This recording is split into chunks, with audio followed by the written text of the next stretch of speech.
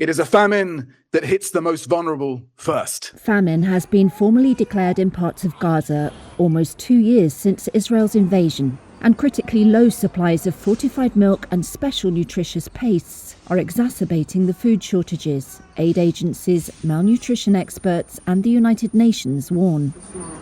That's endangering already hungry young children. Almost a quarter of Gaza's population faces starvation. The world's main hunger monitor, the IPC, reported on Friday. This is 8-month-old Hatem.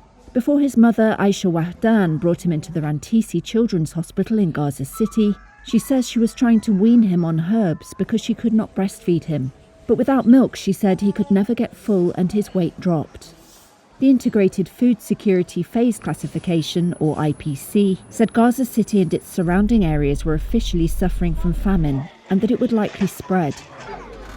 It warned that without a ceasefire and immediate large-scale and unimpeded aid, at least 132,000 children under the age of 5 were at risk of death from acute malnutrition through to June next year.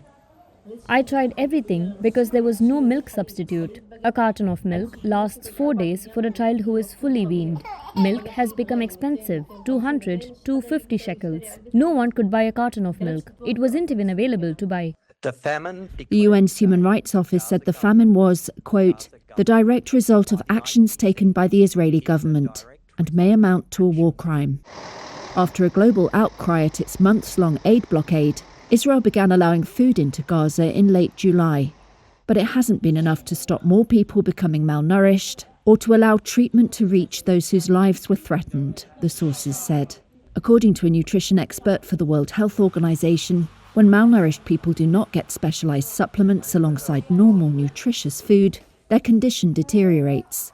Jeanette Bailey is a nutrition expert at the International Rescue Committee. We are seeing the worst possible humanitarian catastrophe that is possible, that we can even measure. So it's just going to be a lot more children dying, a lot more pregnant and lactating women suffering from malnutrition and unable to give birth to healthy children. There is no famine in Gaza, read a social media post on Friday from Israel's foreign ministry. Israel dismissed the IPC report as false and biased, based on figures largely provided by Hamas that don't take into account the recent influx of food. It disputes the hunger fatality figures given by Gaza's health ministry and argues those deaths were due to other medical causes. 3-year-old Abdurrahman shows signs of weight loss and severe malnutrition. Doctors at Nasser Hospital say malnutrition in childhood can cause lifelong physical and cognitive damage, according to Doctors Without Borders on Friday.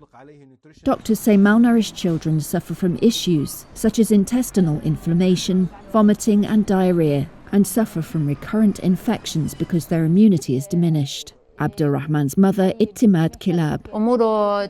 He weighed about 12 kilos and had beautiful hair. But his hair started to fall out and he developed swelling in his legs. Before the famine, he didn't suffer from anything.